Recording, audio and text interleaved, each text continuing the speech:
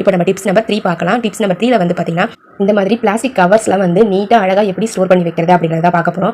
இந்த மாதிரி பிளாஸ்டிக் டப்பா இருந்தால் எடுத்துக்கோங்க. நம்மளுக்கு மூடியும் தேவைப்படுது. ஸோ அதனால் மூடியோடு எடுத்துக்கோங்க அந்த டப்பாவை. அந்த மூடி பகுதியில் இந்த மாதிரி நீங்கள் ஒரு ரெக்டாங்கிள் ஷேப்பில் பென்சில் வச்சு மார்க் பண்ணிக்கோங்க. மார்க் பண்ணிவிட்டு கத்தியை நல்லா ஹீட் பண்ணிவிட்டு அதுக்கப்புறம் இந்த மாதிரி நம்ம மார்க் பண்ணி வச்சுட்டு இடத்த கட் பண்ணி ரிமூவ் பண்ணிடுங்க. பாருங்கள் இந்த அளவுக்கு பெருசாக இருக்கணும் நீங்கள் கட் பண்ணுறது. அதுக்கப்புறமா உங்களுக்கு எத்தனை கவர்ஸ் வந்து ஸ்டோர் பண்ண போகிறீங்களோ அத்தனை கவர்ஸ் எடுத்துக்கோங்க. ஃபஸ்ட்டு ஒரு கவரை வந்து இந்த மாதிரி நாளாக மடிச்சு வச்சுக்கோங்க. நாளாக மடிச்சு வச்சுட்டு இன்னொரு கவருடைய அந்த கைப்பிடி இருக்குங்களா அதை வந்து இந்த கவருடைய அடியில் வச்சுட்டு இந்த மாதிரி ரோல் பண்ணிக்கோங்க. பாருங்கள் இந்த மாதிரி ரோல் பண்ணிவிட்டு மறுபடியும் அந்த முடியும் மறுபடியும் இன்னொரு கவர் நாளா ஃபோல்ட் பண்ணிட்டு இந்த மாதிரி நீங்க மடிச்சு விட்டுக்கோங்க. ஃபர்ஸ்ட் கவருடைய கைப்பிடி மட்டும் வெளியே இருக்க மாதிரி இருக்கணும். கவர் வந்து கரெக்டா நான் எப்படி மடிச்சனோ அந்த மாதிரி மடிச்சு எடுத்துக்கோங்க ஃப்ரெண்ட்ஸ். அப்பதான் வந்து எடுக்க ஈஸியா இருக்கும். இப்போ அந்த கவருடைய கைப்பிடியை இந்த மாதிரி அந்த ஹோல்ஸ் வழியா வெளியே விட்டுருங்க. விட்டுட்டு மற்ற கவர்ஸ் எல்லாம் இந்த மாதிரி உள்ள வச்சு மூடி போட்டு விட்டுருங்க. இப்போ பாருங்க எடுக்க எவ்வளவு ஈஸியா இருக்குன்னு சொல்லிட்டு இந்த மாதிரி நீங்க இந்த பாக்ஸ்லயே வந்து ஒரு 10 இருந்து 15 கவர் வரல ஸ்டோர் பண்ணி வச்சுக்கலாம். உங்களுக்கு அதிகப்படியான கவர்ஸ் இருக்கு அப்படின்னா கொஞ்சம் பெரிய சைஸ் பாக்ஸா எடுத்து ஸ்டோர் பண்ணி வச்சுக்கோங்க ஃப்ரெண்ட்ஸ்.